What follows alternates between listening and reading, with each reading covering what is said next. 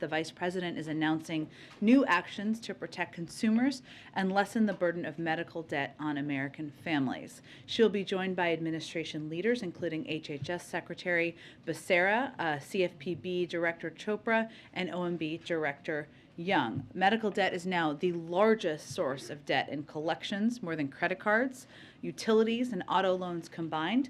But it is not just a financial issue. It can have negative health effects too. Studies have found that Americans with medical debt are more likely to avoid seeking additional medical care than those without debt. Getting sick or taking care of loved ones should not mean financial hardship for American families. That is why the administration is going to hold medical providers and debt collectors accountable for harmful practices, reduce the role that medical debt plays in determining whether Americans can access credit, help over 500,000 of low-income American veterans get their medical debt forgiven, and inform consumers of their rights. These actions come on the heels of the President's April 5th executive order on access to affordable, quality health care coverage. Also wanted to note that today our administration launched a rural infrastructure tour to double down on the President's unwavering commitment to building a better America where rural communities thrive. The White House released a rural playbook to help state, local, tribal, and territorial governments in rural areas unlock the historic investments from the President's bipartisan infrastructure law. This playbook offers a what, when, where, and how to apply for funding under the law, making it easier for rural communities to plan and compete for federal resources that create good-paying jobs and generate economic opportunities. Secretary Haaland is kicking off the tour in Boulder County, Colorado today, and during the month of April, cabinet members and Biden administration officials will travel to dozens of rural communities to talk about how we are unlocking bipartisan infrastructure law investments and federal resources to make sure they reach rural areas across America. This tour includes the President's trip tomorrow to Menlo, Iowa, outside of Des Moines, to discuss the administration's actions to lower costs for working families. There, President Biden will make an announcement on actions to reduce the impact of Putin's price hike and build America, a better America with investments in rural communities from the bipartisan infrastructure law. And welcome back, Corrine. Her first day back. We're very thrilled to have her back here with us in the briefing room. Okay, with that. I've got three things, Sure. pretty quickly. As you just mentioned, the President's going to Iowa as part of the Rural Playbook launch. He's visiting a state that he lost during the 2020 campaign, and he's going to a county that was even more voting Republican last time. I'm wondering if that will make it harder for that area to receive his message politically. Well, I think the President is not making this trip through a political prism. He's making this trip because Iowa is a rural state in the country that would benefit greatly from the President's policies, including the policies that he'll be talking about tomorrow on his trip. When he was running, I think many of you heard him say and convey he wanted to be the president for all people, whether you voted for him or not. And this is certainly an example of his effort to do exactly that. On another topic, looking at the bilateral, how much did the President push the Prime Minister to limit Russian energy imports and arms, and what was the response? Well, we'll let the Indian government project their response, or not their response, but their readout of the call.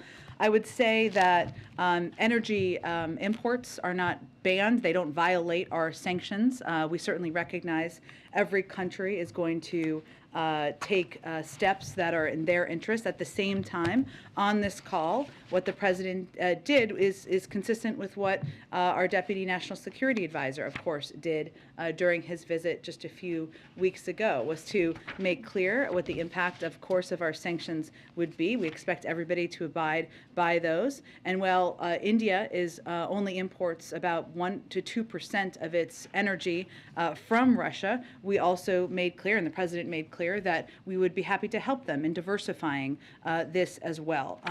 In terms of and we also made clear, I should say, that the President also made clear that he does not believe it's in India's interest to accelerate or increase imports of Russian energy and other commodities as well, which is something we certainly convey to other countries. In terms of military actions, We have not made a decision about the waiver under CATSA. In terms of how much it was discussed during the call, I'd have to get more details from our national security team on that specifically. Go ahead. Jen, on the new rule today, this is already facing the threat of legal challenges from some gun groups. Given those threats, are you bracing for legal challenge, and when do you realistically expect to see this new rule take effect, given those challenges? Well, let me first say that this rule, or the intention to put this rule forward, was announced, as you know, some time ago, and there was a lot of response to it, 250,000 comments, which is, of course, a lot to go through. What this is a reflection of, and why the president is, of course, confident or hopeful about our ability to ensure we can continue to implement it, is the fact that ghost guns kill people too. Ghost guns can be purchased online. People put together these kits. They're not background checks that are required. They're not under the same, they're not also required to have serial numbers, which makes it more difficult for law enforcement to track when these have an impact in crimes. So, of course, the president is confident in any executive order and the legal authority that he puts forward. But what's important to note about the announcement he is making today is that this is a rule that is supported by law enforcement. It is a rule that will help address what we know is a rising component of gun crimes across the country, which is the use of ghost guns. And to the president, it was important to take a step to address that. Going off of what you just said, please tell us that these guns are as simple as clicking on the internet and snapping parts together. Will there be, can you say, this administration say there will be fewer shootings as a result of what the president is doing today? Well, that's always our hope and our objective, right, is to reduce the impact of gun violence. As we've seen violence go up, we have seen a huge, vast majority of that, nearly 3/4, as a result of guns. And ghost guns, as you said, Cecilia, are used by simply clicking and ordering online, ordering a kit that people can make in their homes. And that is one of the reasons why this action or efforts to take more steps has been supported by a range of law enforcement officials. From the International Association of Chiefs of Police said that ghost guns are, quote, increasingly used by criminals and terrorists. We saw Governor Larry Hogan, of course a Republican, as you know, call Maryland's bill banning ghost guns a, quote, positive step as we seek to stem the tide of violent crime. Brown County, Wisconsin Lieutenant Matt Ronk said ghost guns are, quote, a new threat. And there are a range of police leaders and officials across the country who have conveyed how important both these components that the president is announcing today are to addressing the threat of ghost guns. Hey, Jim, just to follow up, did the president get a commitment from Prime Minister Modi not to accelerate or increase imports of Russian energy? I'll let Prime Minister Modi and the Indians speak to that. Again, it's 1% to 2% at this point in time. It is not, they import 10% from the United States. It is not a violation of any sanctions or anything along those lines. It was a constructive, direct conversation, but I will let them speak for themselves. And secondly, the president said he wanted to meet Prime Minister Modi in Tokyo on or about May 24th. What else can you tell us about this trip? The president is looking forward to going to Asia at some point, but I don't have any more details at this point in time. Clearly he's excited since he talked about it today. And lastly, any details about this announcement tomorrow in Iowa? Is it related to ethanol? I don't have any more details at this point in time. As you all know, we are taking a range of steps to reduce the price of gas, to move us toward a long-term, more clean energy economy, but I expect we'll have more of a preview for you later today. Go ahead. Thanks, Jen. Back to the conversation with Modi. Did the president urge Modi to speak out more forcefully against the Russian invasion? Well, we have seen the Indians do exactly that more recently, as they did as it relates to the horrific photos that we saw around Busha. We've seen them take steps to provide humanitarian assistance and a range of assistance, but it is something we always encourage leaders to do, to speak out, to be vocal, to ensure they're on the right side of history. But this was a constructive call. It was a productive call. It's a relationship that is vitally important to the United States and to the president. I would not see it as an adversarial call. And then I understand you want to let the Indians speak for themselves, but was the president seeking a promise from Modi that he wouldn't look to increase oil purchases from Russia? Well, we are, the president both conveyed that we are here to help them diversify their means of importing oil. Again, the imports from the United States are already significant, or much bigger than the imports that they get from Russia. And we, of course, the president conveyed very clearly that it is not in their interest to increase that. But beyond that, I would let the Indian leaders speak for themselves. And then Go ahead. I'm wondering if, last night, Ukrainian President Volodymyr Zelensky told 60 Minutes that the Ukrainian military has recordings of conversations between Russian troops talking about committing atrocities that would qualify as war crimes.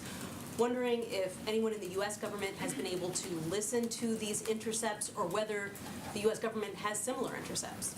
Well, I don't have anything to confirm on that front from here, but what I would reiterate is something Jake Sullivan said last week, which is that as we're looking to provide data and information to war crimes investigations, of which there are a range of options currently underway, the OSCE, obviously the ICC, the Ukrainian special prosecutor is also gathering information. We're going to provide any data and information we can, and we're going to encourage other countries to do exactly that. We've already called a range of these actions we've seen war crimes. That is important, but there's also going to be an investigative step where all of this will be fed into. That can also take some time. If this ended up at The Hague, is that something that the White House would support? We're not going to prejudge which format or forum that it can take. There are a range of different options that history has utilized, whether it's the ICC or the OSCE, and basically an international fora is probably the appropriate forum, but we're not going to predetermine what that looks like. Go ahead. Thank you, Jen. Does the U.S. intend to return its diplomatic presence to Kiev? That is, of course, our objective over the course of time, but we're going to have to assess when it's the right time to do exactly that. Is it considering moving back into Ukraine, potentially to Lviv, sooner rather than later? I don't have a prediction of that at this point. Obviously, it's in our interest to have a diplomatic presence on the ground, but that is an assessment made by the State Department, made through the prism of security considerations, and sometimes it's a smaller presence that gets larger, but they are really the appropriate entity to speak to that. Is there any concern that if the U.S. does not get its diplomatic presence back sooner, that it'll appear that we're leading from behind, as you've got the European Union, I believe the Czech Republic, Italy, a lot of countries are coming forward and saying that they're going back to Ukraine, and the U.S. hasn't done it yet. I would say that the most important thing the United States has done and continues to do is lead the entire global coalition in standing up against Russia and ensuring we are providing military security assistance, expediting that, tapping into not only our own resources, but the resources of countries around the world, and leading the world in a package of economic sanctions that has had a crippling impact on the Russian economy. Those are the most important factors. Has the president asked to go to Ukraine? I'm not going to get into private conversations. What I will tell you is we're not currently planning a trip by the President of the United States to Ukraine. What is most important to the Ukrainian leadership is that we are expediting weapons and getting them the assistance and security systems they need, and that is what our focus is on. And who decides if the president goes to Ukraine or not? In what way? He had said when he was in Poland that he expressed interest in going to Ukraine, but they wouldn't let me. So I'm wondering who I'm not advises going to that. get into private considerations internally on that front. Okay, and then on Title 42, you said over the weekend that the administration agrees more needs to be done, the immigration system is broken. This was in response to a question about Sure. Democrats who don't want to lift it right now. You invited Republicans to work with the White House to get something done on immigration, but has the White House actually reached out to any Republicans to try to move this forward recently? It has been a long-standing open invitation. Any Republican who wants to work with us on immigration reform, you're invited. Let's have a conversation. We have not seen an expression of that interest across the board. So you're wanting Republicans to go to you. The White House is not reaching out then to anyone. We have conversations with Democrats and Republicans all the time, Jackie, but I think it's clear what we're seeing from Republicans is an effort to politicize this and not fix what we all recognize as an outdated and broken system. One last question. You said on Friday that the vice president was masked indoors all day, but the White House tweeted a video showing her standing over the president without a mask on. Can you explain what happened there?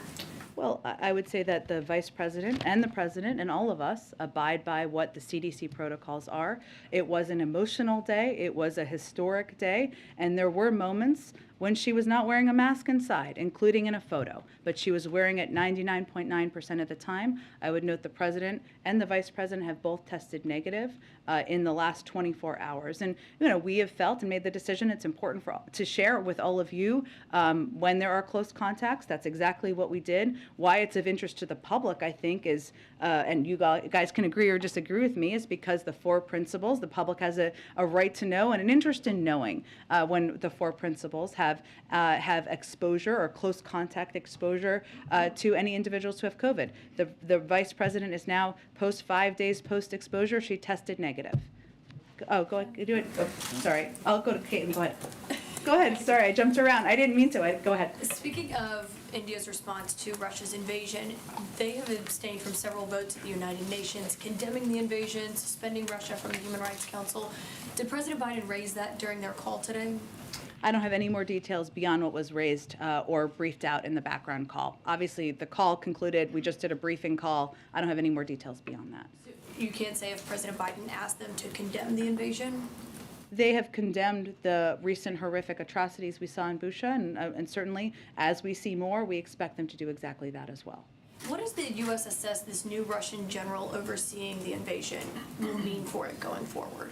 Well, I would say our view is that even a changeover in personnel or leadership at the top is not going to erase the fact that this is a strategic a failure for Russia. What we should all be aware of, and we are certainly aware of, is this is a general who was already responsible for overseeing atrocities in Syria, and that we would expect that it would be a continuation of the type of atrocities we've already seen take place in Ukraine. But again, they have not.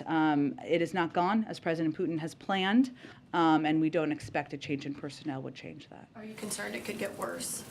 Well, I think, Caitlin, separate from any change of leadership at the top, what we have seen or we expect is as they have coalesced their resources and their all of the resources that they have into most of them, I should say, into eastern Ukraine, we certainly expect that they will seek to surround and overwhelm Ukrainian forces in that part of the country. We expect Russia will continue to launch air and missile strikes across the rest of the country to cause military and economic damage. And we expect this stage of the conflict could last a long time, and we should have no illusions that Russia is going to adjust their tactics and make them less brutal. And certainly, changes in leadership reflect a continuation of the type of atrocities we've seen, or the type of approach that we've seen and we've also predicted from the beginning. And just to follow on Jackie's question, what is the threshold for reopening the U.S. Embassy in Kiev? I'd point you to the State Department if they have any more specifics they want to outline publicly. Obviously, we want to have a diplomatic presence on the ground. That's always going to be our objective. Go ahead. Oh, Kelly, go ahead. It's been years since there's been a confirmed ATF director, Yeah. and what do you think will be different now with this new nomination the president's putting forward?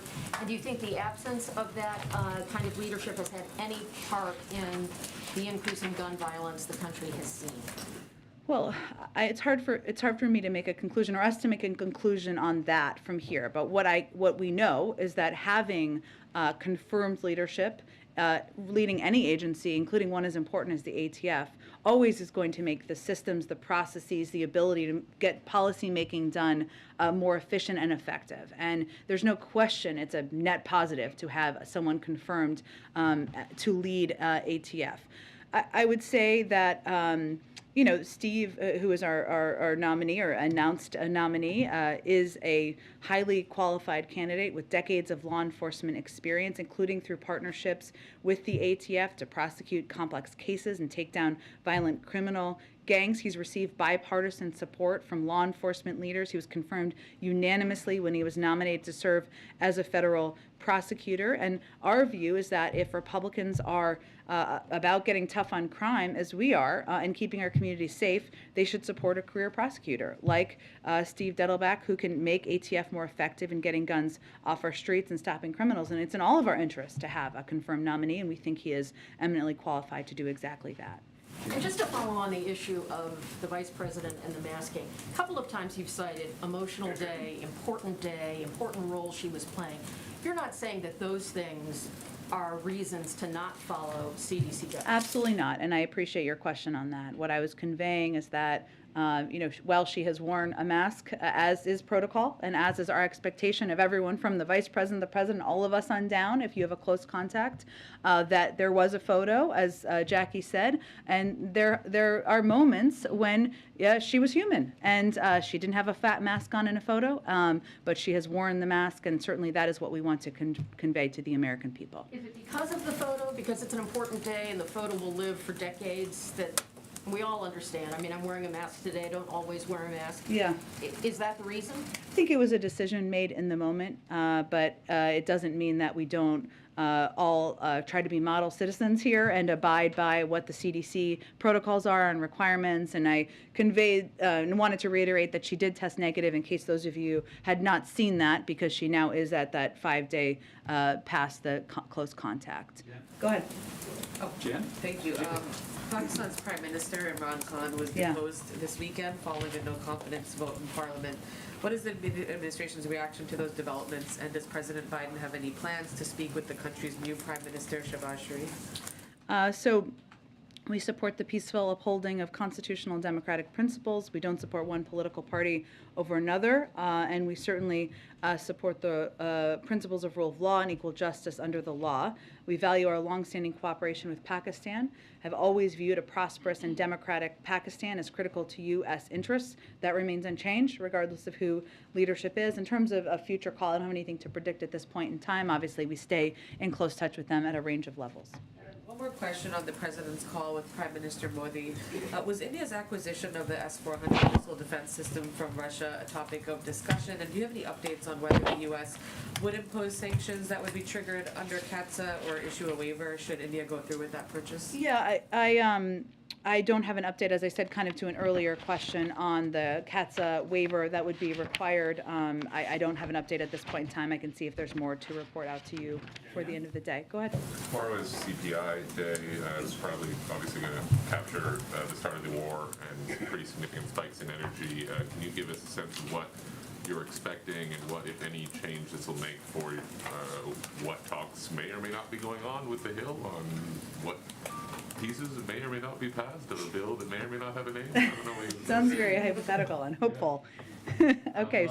How high do you expect these numbers to be? Sure. Is there No, any impact on the strategy to pass what you believe to Sure. be inflation cooling measures in Yes, the medium term? I understand your question. So because of the actions we've taken to address the Putin price hike, we are in a better place than we were last month. But we expect March CPI headline inflation to be extraordinarily elevated due to Putin's price hike. And we expect a large difference between core and headline inflation, reflecting the global disruptions in energy and food markets. So core inflation doesn't include energy and food prices. Headline inflation does. And of course, we know that core inflation, energy, the impact of energy, of course, on oil prices, gas prices, we expect that to continue to reflect what we've seen the increases be over the course of this invasion. And just as an example, since President Putin's military buildup accelerated in January, average gas prices are up more than 80 cents. Most of the increase occurred in the month of March, and at times gas prices were more than $1 above pre-invasion level. So that roughly 25% increase in gas prices will drive tomorrow's inflation reading. And certainly it's not a surprise to us, but we certainly think it will be reflected. And in March, again, to give you a point of comparison, the average cost of a barrel of oil was around $110. That's compared to about $75 at the beginning of the year. So we expect this to all be reflected as we look at the data tomorrow. I will say that anytime there is heightened monthly data or inflation reporting or numbers, it is a reminder to us, to our allies on the Hill, and hopefully to many of the American people, that we need to do more to reduce costs for the American people. We have, of course, legislation that could do exactly that, cut the cost of child care, of health care, of elder care. These all have enormous impacts on people's budgets, on when they're doing those calculations at their kitchen table, and certainly this data will be a reminder of the need to do something and take additional steps.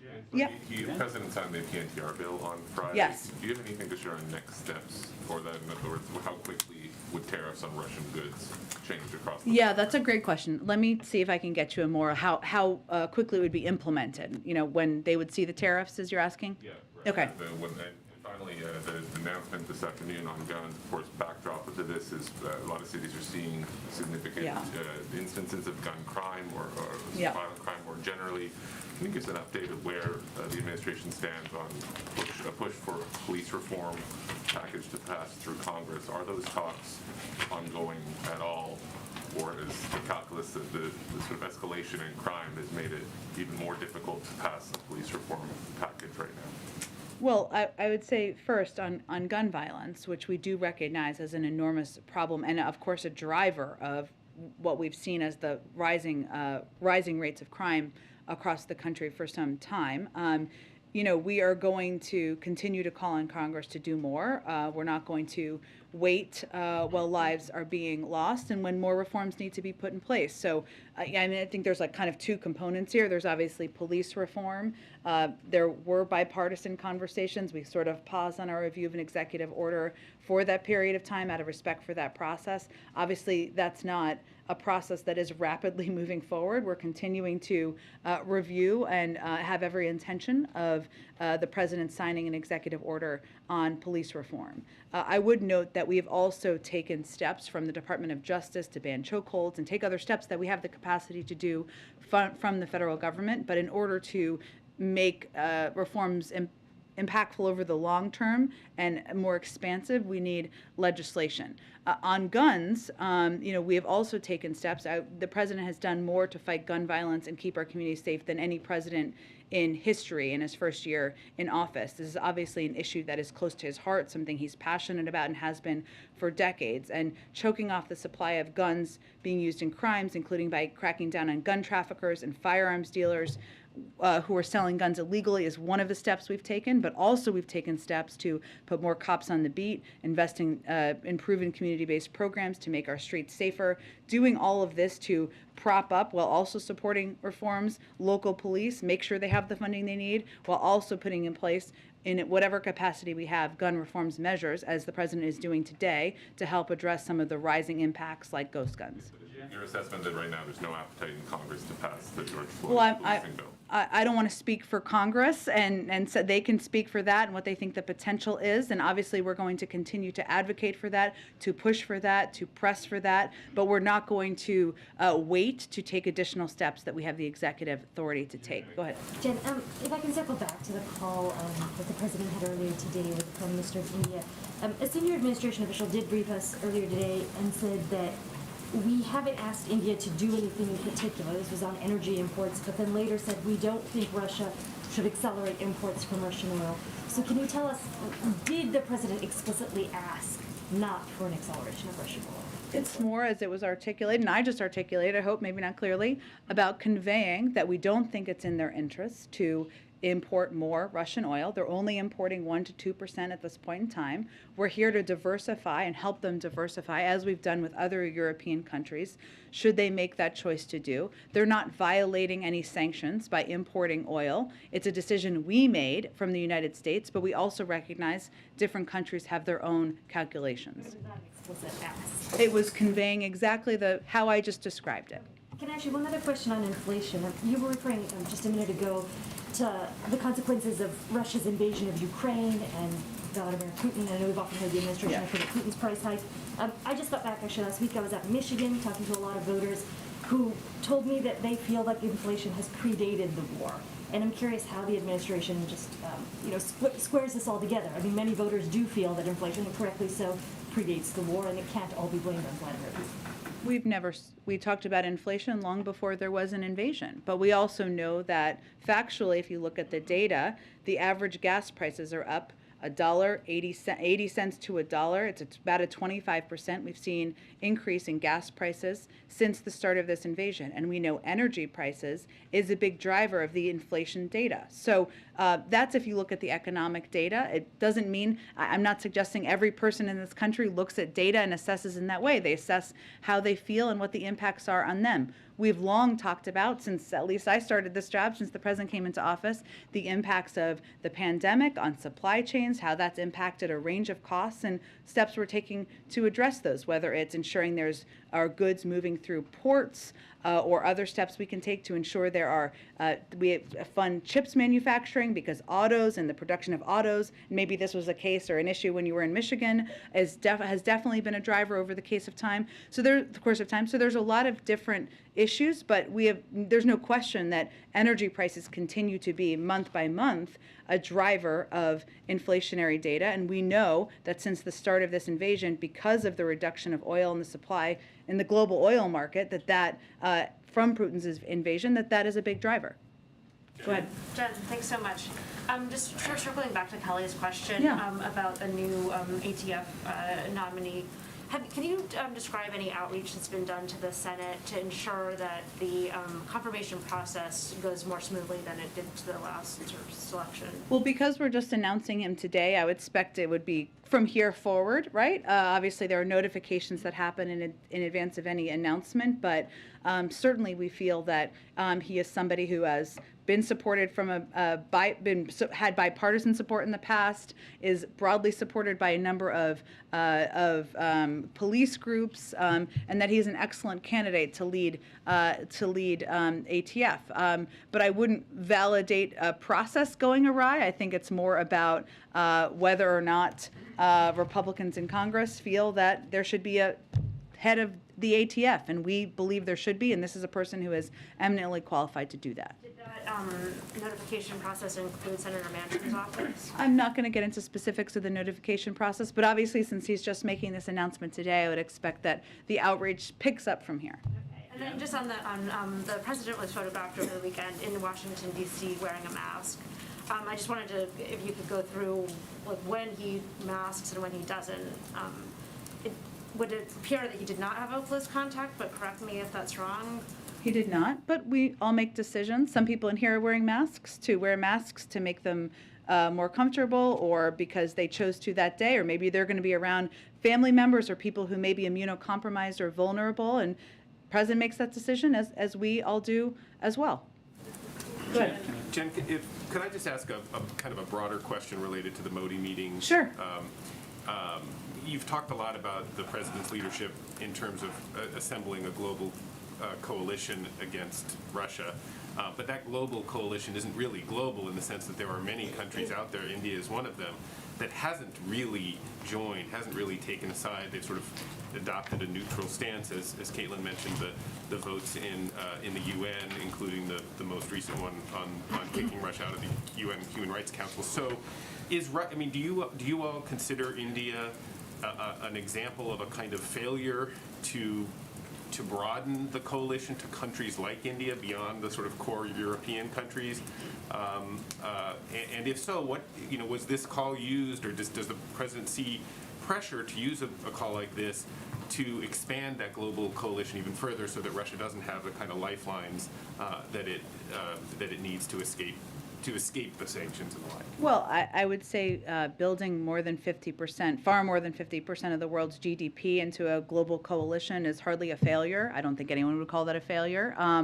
But what India has done to date, and our objective, and part of the objective of a phone call like this, is to have a diplomatic conversation to build on this, right? Recognizing that countries go at different paces and taking steps to support countries like Ukraine. What India has done to date is they have condemned the killings of civilians in Bucha. They've supported calls for an independent investigation. They've provided over 90 tons of humanitarian relief material to Ukraine and its neighbors, to include medicine and other essential relief. Earlier in the conflict, they also used its resources to evacuate almost 150 foreign nationals for 18 different countries. So part of our objectives now is to build on that and to encourage them to do more. And that's why it's important to have leader-to-leader conversations. Jan? Go ahead. The mask mandate for public transportation like trains, buses, and airplanes expires next week. Does the White House or the administration have any plans on extending that? Well, it's a decision made by the CDC, so they will make that decision, and I'm not aware of a decision being made at this point, but I would certainly point you to them. Go ahead. I'd like to switch gears here. Do you have an update on Brittany Griner? Russian state media reporting that her detention has been extended at least until May 19th. And also, is it still a strategy not to talk about her case, or limit talk about her case, to keep from politicizing it? So the State Department will have the most up-to-date information. I think it's been out for some time, the extension of her detention there. We typically don't talk about cases in advance of having a Privacy Act waiver. Once we had a Privacy Act waiver, we can talk about it more. But historically, and having formerly served at the State Department, it is not typically constructive to talk a great deal about these cases of individuals who are detained. It can historically impact our ability to bring them home, and that, of course, is our objective. But the State Department makes those determinations. They are in closest touch with efforts to bring her home, and that certainly is our objective. And I have to ask Trevor Reed or Paul Whelan. Again, these are, of course, individuals, and we want to do everything we can, and we are doing everything we can to bring them home, including raising their cases at every opportunity. But typically, it does not benefit the cases to talk publicly about these cases, and I would use evidence of some individuals we've been able to bring home from a variety of places in the last several months where we didn't talk a lot about them in advance. Our goal is to bring them home. Go ahead. Thanks, Jen. On the president's conversation with Modi, wondering if the fact that Mayor Garcetti doesn't appear to have the votes for confirmation right now, is there any concern around that, especially given how much the U.S. wants to press India not to cooperate with Russia? Was that, the question of his confirmation discussed, and does the I'm not aware of it being a topic during the call. Does the president still support his nomination? Yep, he does. And then, is there any reaction on the French election and the outcome with Le Pen and? Well, there's not an outcome yet. It goes to a runoff. So obviously at this point, we're not going to speak to that. Go ahead. Thank you. During the call, Prime Minister Modi thanked President Biden for organizing this call. Can you give us a broader context into it, why this call was organized by President Biden and at this particular time? Sure. Well, I would say India is an incredibly important partner. We consult very closely with India on a range of issues. And this was an opportunity to discuss, work very closely and discuss the consequences of Russia's unprovoked and unjustified war against Ukraine. This builds on discussions that have happened, obviously at a lower level than Prime Minister Modi and President Biden, but certainly is a reflection of the value the president sees in leader-to-leader diplomacy and having conversations that are candid, that are direct, but also provide, hopefully, a pathway to continuing to build on the steps we've seen India take in recent weeks. Given the situation that in neighboring Pakistan, what is your assessment of the situation there, given that it's a nuclear power country, the situation is quite volatile? In terms of the new leadership, or what aspect? The security aspect of Pakistan. I don't have a new assessment from here to offer. I would point you to the Defense Department. Go ahead. Thanks, Jen. Several Parkland parents, including Manuel Oliver, who was taken into police custody at the White House in February while attempting to get the president's attention, will be attending today's Rose Garden event. Does President Biden have any plans to meet with Oliver or any of the other Parkland parents at the gun violence prevention event? I will check. I don't believe there are additional meetings, but obviously inviting these incredibly courageous parents who have experienced the worst thing that can happen to a parent in their lives is a reflection of his respect and all of our respect for the work they've done, their advocacy, and certainly an acknowledgement of that. Yesterday, on a separate topic, Larry Summers warned that a recession could be on the way in the next 2 years based on the inflation and unemployment rates. Is the White House also concerned that a recession could hit in the next 2 years? And what do you make of his prescription of tariff reduction, strategic petroleum reserve release, adjusting immigration flows, and the federal government purchasing things more inexpensively? Well, I would say a number of those things we're already doing, but I would say to your earlier question, we, of course, continue to assess the state of our economy, the health of our economy. That's not a projection we have made from here. We believe that the economy is strong. We have created more jobs last year than any year in American history. We saw the unemployment rate at 3.6% last month. And we know that as we're continuing through an economic recovery, that there are areas that we need to focus on, including bringing down costs for the American people. But we are continuing to assess. We've not made that projection from U.S. government economists that Larry Summers has made. Go ahead. Thanks, Jen. On the guns, Biden's approval rating on crime is at 34% for some of the latest polling. That's at the same time as you know that background checks have a lot of approval from the American public, as well as there's 63% that have supported the ghost gun regulation that you guys are finalizing today. What's causing the disconnect there? Is there any plan to change the White House's messaging moving forward from the events today? Well, I would first say that there's nothing the president would love more than signing background check legislation into law. That's something he has been a leader, a champion, and advocate for throughout his career, and also banning assault weapons. He'd love to be having an event in the Rose Garden today, signing legislation into law. And you're right, it's hugely popular. It doesn't make a lot of sense, except for the hold the NRA still seems to have over components of government at this point in time. Not our government, but people who are elected. So I wouldn't say our messaging has changed. I think it's important, and that's always been the case, but ghost guns, we know, are an area where we can take steps to help through executive authority and through executive actions, as the president is doing today, to put in place background checks, to put in place a requirement of serial numbers, to bring them more in line with a range of other guns. But we'd love to get broad background check legislation signed. To ask you, do you have any response to the news that Jared Kushner secured a $2 million investment from a fund led by Saudi Crown Prince, led by the Saudi Crown Prince? I don't have any comment from here, but maybe they'll have a comment. Go ahead. Thanks, Dan. Going back to the Ukrainian-Russian war, Austrian Chancellor Karl Nehammer is meeting with Putin in Moscow. What does the administration have to say about that? What does the president think that will achieve? Well, I think we've encouraged or supported any efforts at diplomacy. We've, though, encouraged anyone who is speaking with or meeting with, however they're engaging, with President Putin to also engage with Ukrainians. They are the country that is being invaded right now. And so if you're going to play a role in diplomacy, that is an especially important component. I would expect at some point we'll get a readout of their conversation, so I can't predict if it's constructive or not. And a follow-up on Pakistan, if you will. The new Prime Minister, Sharif, what arrangements does the administration have to contact him, and what's moving forward on that? You mean whether there will be a call from the president? Right. I don't have. Oh, good. Expectations are there for his new administration too?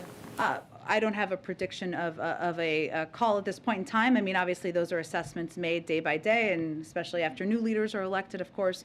We have a long, strong, and abiding relationship with Pakistan, an important security relationship, and that will continue under new leaders. Go ahead. Hey, thanks, Shed. So you said that 2% of the oil coming from Russia is imported into India. 1 to 2. 1 to 2. That's about 16 million barrels. So far, according to contracts, India has imported 13 million barrels since the war began, or since the invasion began of Ukraine. Why not just come out and ask them to help isolate the Russian president? I think the president conveying, our deputy national security advisor conveying, they should take steps. We encourage them to take steps to diversify. We're here to help and assist in that, and also conveying it's not in their interest to increase the import of Russian oil. I think that speaks for itself, but we also know different countries are going to make decisions based on what their needs are economically and what the needs are for the people in their country.